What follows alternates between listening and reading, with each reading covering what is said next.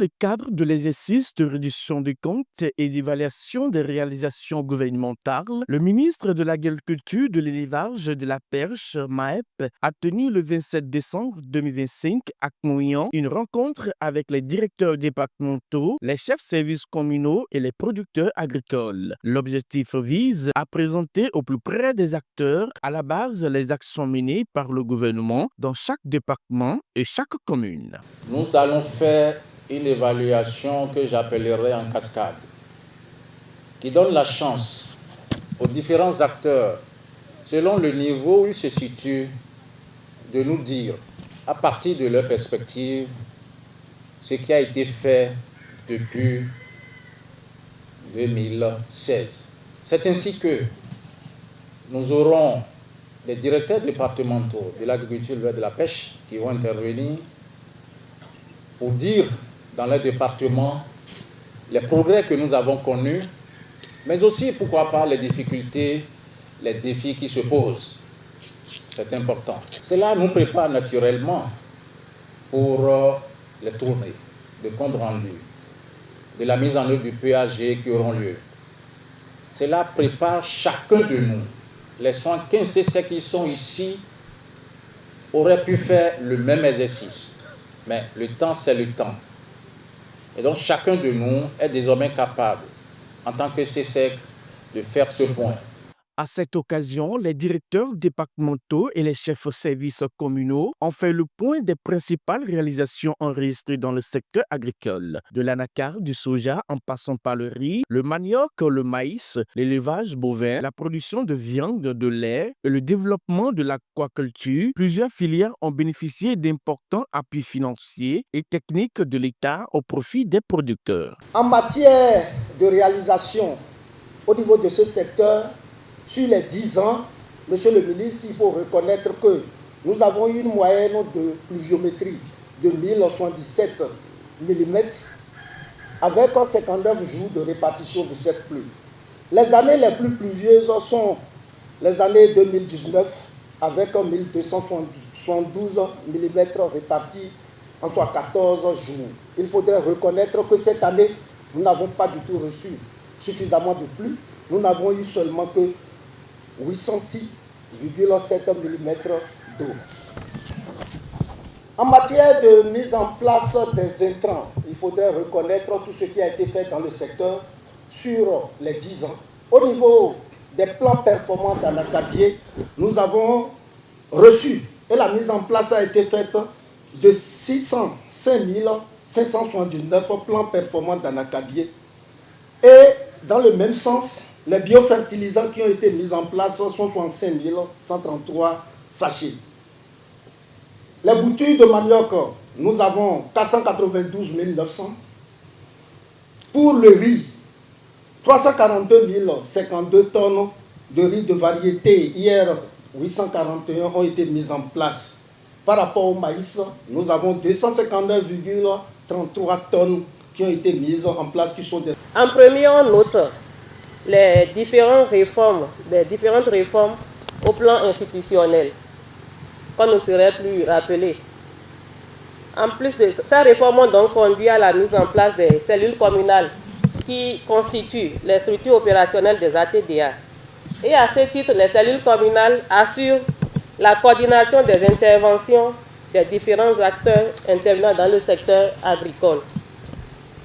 Il y a également eu l'institution du Conseil communal de suivi du secteur agricole SECOS sous la présidence du maire et qui est le principal cadre de concertation pour la planification et le suivi du secteur agricole au niveau communal. On note également la redynamisation du Fonds national de développement agricole, aboutissant à la création de guichets spécifiques de financement des activités agricoles. Placée sous l'impulsion du ministre de l'Agriculture, de l'Élevage et de la Pêche, Gaston Kossou-Dossoui, cette rencontre revêt une importance capitale pour les acteurs du secteur qui y voient un cadre d'écoute, d'évaluation et partage d'expériences. À vous, producteurs, l'exercice que nous venons de faire devant vous, c'est l'une des choses que nous faisons en salle. Parce que Nous ne sommes pas les producteurs. Nous n'avons rien produit. Mais nous vous avons accompagné pour produire. Et pour vous accompagner à produire, on a mis à notre disposition des ressources que nous devons gérer avec une certaine déontologie. Si tu fais mal, tu vas en souffrir. Les deux programmes d'action du gouvernement 2000, qui ont couvert la période de 2016 à 2026 ont affiché une volonté de faire du Bénin une puissance agricole régionale. Et pour y parvenir, diverses réformes et actions structurantes ont été déployées depuis 2016. Le DC a rappelé tout à l'heure le fruit de ces réformes-là avec la place que l'agriculture béninoise occupe sur la période de 2016 à 2024 avec le 5e rapport biennal au plan de l'espace CEDEAO et au plan africain.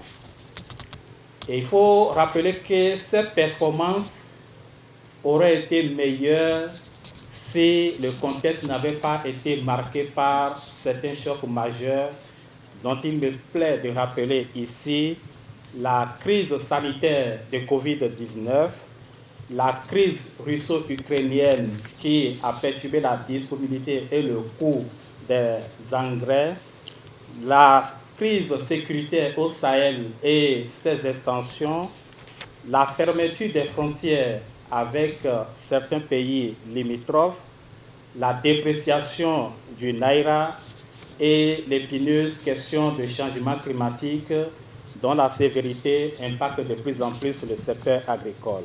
Aujourd'hui, nos paysans, nos productrices, s'il y a une réunion, il faut faire bien la remarque, il faut faire bien le constat, ils viennent en voiture, les enfants vont régulièrement à l'université et ils arrivent à finir l'université. Or, avant 2016, les constats-là n'étaient pas, ces constats positifs, ces transformations positives n'étaient pas révélées. Aujourd'hui, nous avons ça. Ça veut dire que leurs revenus ont augmenté, donc il y a eu des transformations positives à leur niveau.